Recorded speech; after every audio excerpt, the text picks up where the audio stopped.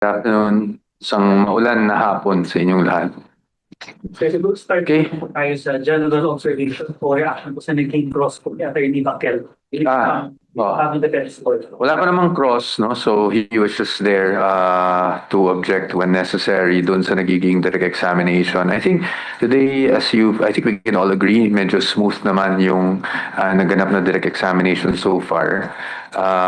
Just have to wait kung tomorrow how long it will be, kung mabibigyan kami ng opportunity magkaroon ng cross-examination tomorrow, or kung hindi naman, ay meron pa naman tayong Wednesday. Attorney, before the start ng trial, nakita po na nagyakapan si Attorney Ferrer and si Attorney Tapunan and kayo rin, ano? Kita natin yung, di ba yung nasa formal trial kesa yung bagong trial? Oo, kasi hindi naman talaga naiiwasan na not just in the impeachment proceedings but even in regular court proceedings na nagkakaroon minsan ng syempre arguments because we're advocating for a client and the prosecution is also advocating for their side. So hindi naman po talagang naiiwasan na minsan nagkakaroon ng tension. O actually, I wouldn't even say tension. I would just say nagkakaroon ng disagreements pagdating sa trial proper. Pero paglabas naman po natin sa courtroom, very cordial naman po kami. At talagang trabaho lang yung ginagawa namin. For reaction lang sa paggamit po ng contribution ng mga AI generated or simulations po ng model. Ano pong thoughts doon? Of course, we had to object to that because we had to ask at least for the proper basis kung bakit AI yung ginagamit. But ninote naman po ng ating presiding officer, kagaling ng presiding officer yung aming objections at kumbaga, pinagpatuloy pa rin naman yung pagtatanong. Sa atin, okay lang yun. We just had to really register our objection. Kasi syempre, alam naman natin yung AI sometimes does not really depict yung totoong itsura ng mga bagay-bagay. Pero ang necessary po pagkamit ko. So yung paggamit nila ng Well, I would like to at least try to understand the side of the prosecution kasi syempre siguro they just wanted to show some graphics to give a picture kung ano ba yung punto na gusto nilang ipasok doon sa kanilang pagtatanong. So perhaps that's the reason why they used yung ganung AI. But again, all we had to do was object to that. No? All we could do was object to that kasi nga baka hindi accurate. No? And usually, hindi nagiging accurate talaga pag AI sa ngayon. But nakikita naman natin yung punto ng prosecution kaya nila ginawa yun. No? They wanted to give everyone, maybe not just people in court, but even the public kung ano yung puntong gusto nilang marating. Di ba maganda sa mga tao, sir, kung AI yung gagamitin na sabi ni Attorney kanina, process daw. Kasi hindi natin ma-determine yung accuracy kung ganun ba talaga ang itsura ng 125 million. And to be honest, ako personally, I have not seen 125 million in person. So, yun lang talaga yung concern natin, yung pagdating sa accurate depiction.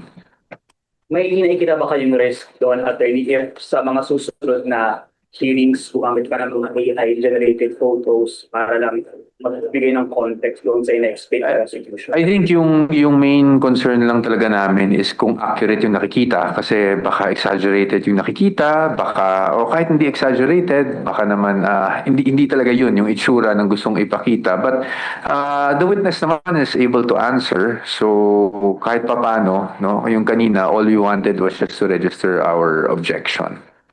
So you're considering po na mag-submit ng motion or manifestation na ipag-bawal na lang? I think we haven't really spoken about it after this, so I don't want to foreclose any possibility. But sa ngayon naman, na-note naman yung continuing objection namin doon. I think that's enough for now. Actually, without knowing merits, dun sa direct examination na kay Acosta, mayroon magbago dun sa mga sabi na niya sa Well, sa akin, maaga pa kasi. I think may ilang points lang na discuss today. So today it was a lot of confirmation of what she already stated in the House. So baka yun yung nagiging sentiment nyo na wala namang bago. Pero tingnan muna natin kung saan patungo to. Ayoko rin mag-conclude ng anything at this point dahil unang araw pa lang ngayon, actually unang salang pa lang ng direct examination. At alam naman natin magpapatuloy pa tomorrow. I have no idea and I don't want to speculate kung ano pa yung mga ibang itatanong ng prosecution. So, ngayon, hindi muna ako magbigay ng categorical statement on that. I think itayin muna natin matapos yung direct examination. Sir, fatal po ba ito ng case? Or at least, is it alarming for the defense that, the witness testified na si VP Sara daw po yung natutos na ibigay kay VP? That will go into the merits, but so I will not discuss that. But sa amin, siguro, all I can say is we anticipated all of this. Or not to immediately tackle the ventilation capacity. There's also that. I don't know what the reason is kasi, Ms. Kat, kung ano yung naging rason behind not tackling it today. But I'm sure we're still expecting to tackle that at some point. At then whatever naman the court decides, the defense will just submit and comply. Does the defense intend to raise a formal motion to cite any member of the project? There's no such thing at this time. Okay? I'm sure you guys also want to wrap things up para malakas daw yung ulan. So hopefully kung tomorrow ay matutuloy yung session natin, we'll see all of you tomorrow and we'll make sure we also have another press con after. Sir, very last. Sige lang. Po dun sa kanina manifestation ni Senator Judge Tulfo regarding sa paggamit o hindi paggamit sa confusion po sa language ni witness. Oo. Well, naintindihan ko naman si Senator Judge Tulfo, of course, doon. Kasi nagiging, medyo matagal kasi yung exchange kanina. Kahit naman, I think tayong mga hindi nakaintindi ng Bisaya, nahihirapan din tayo to follow. But, the witness is more comfortable though with Bisaya. I'm not sure, but I remember kasi I was also in the committee hearing sa House. I think during that time, she also wanted to speak in Bisaya but was requested to speak in Filipino or English. So consistent naman yung witness as far as I remember. But the presiding officer has already asked also the witness to try to speak in Filipino and English, and that's why I think nagko-comply naman yung witness. But we'll try to address that in cross if ever, yung issue na yan. Given the predicament, do you intend to change your lawyer for cross? No? Someone who is more fluent perhaps in her Bisaya? No, not really. Kasi kanina nagsabi na rin yung ating kagalang-galang na presiding officers na kung pwede try to do it in English and Filipino. And if there are just instances na kailangan magbisaya ng witness because she's more comfortable, doon na lang siguro tayo magkakaroon ng konting lull for the translation. But at this point, we do not think there's a need to change the counsel on deck. Okay, sige.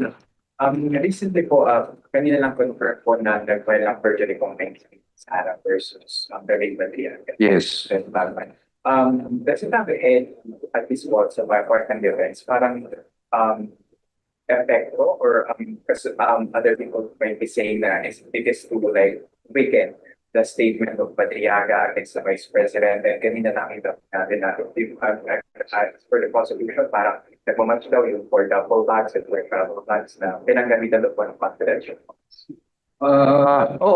Sa atin, pagdating sa atin, we don't see any major impact on the impeachment trial. Meaning, ang ibig sabihin nun, if they are to present Mr. Madriaga, we will still have to cross-examine in accordance with our plan. As I understand it, the perjury complaint is just a second complaint. Kasi may nauna ng perjury laban sa kanyang ating Vice Presidente. And the second perjury complaint is in relation to the supplemental affidavit. Kasi kung naalala niyo sa House, yung unang perjury complaint kasi dun sa affidavit niya bago pa nagkaroon ng proceedings sa Committee on Justice, di ba? And then nung siya ay nag-appear before the Committee on Justice, maliban dun sa unang affidavit, nagkaroon pa ng second affidavit. So I think yun yung pinanggagalingan kung bakit kinakailangan mag-file ng second perjury complaint. Now sa atin naman, yan naman ay nakahain pa lang sa fiscal, no? So for evaluation pa yan, for preliminary investigation pa yan. So sa atin, we will just go on with our plan na kung i-represent man sila, meron na kaming syempre pinlano dyan pagdating sa cross-examination. So itong mga perjury complaints, hindi naman siya nakaka-apekto dito sa impeachment. Okay, thank you. Thank you very much po. Magandang hapon po sa inyong lahat.